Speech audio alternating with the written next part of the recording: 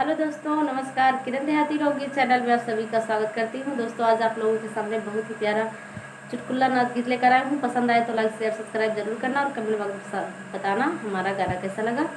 Video को फुल watch करें और चैनल पर नए तो सब्सक्राइब जरूर कर लेना ताकि हमारा हर एक वीडियो पसंद आए आप लोगों को। और कमेंट करके ज़रूर बताइएगा कि हमारा गाना कैसा लगा। धन्यवाद। आरसी कहर पे माखन बाबिलरिया का करी, आरसी कहर पे माखन बाबिलरिया का करी। हम त बानी सखिया नाई हर सजनवा नौकरी, हम त बानी सखिया नाई हर सजनवा नौकरी। आरसी कहर पे माखन बाबिलरिया का करी, आरसी कहर पे माखन बाबिलरिया का करी।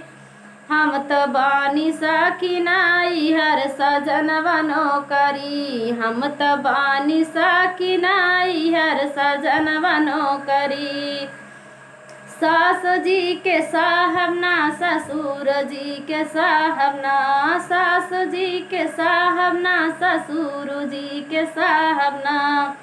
और एक काल कार से पुलिस दौड़ी, एक काल कार से पुलिस दौड़ी।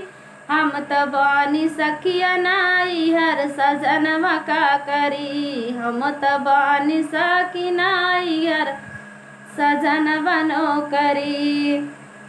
आरसी कहर पे माखन बाबिलरिया का करी, हम त बानी सखिया नाई हर सजनवा नौकरी, हम त बानी सखिया नाई हर सजनवा नौकरी।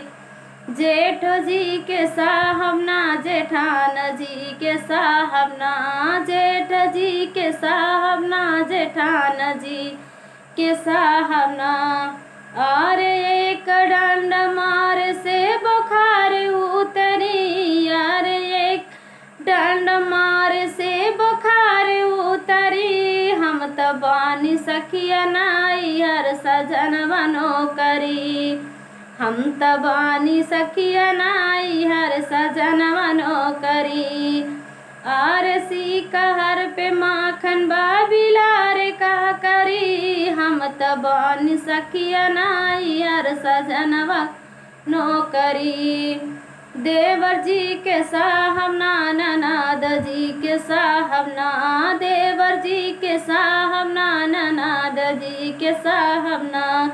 और चौकी में ले जाके खूब रागरी, और चौकी में ले जाके खूब रागरी। हम त बानी सखिया नाई हर सजनवा नौकरी, हम त बानी सखिया नाई हर सजनवा नौकरी।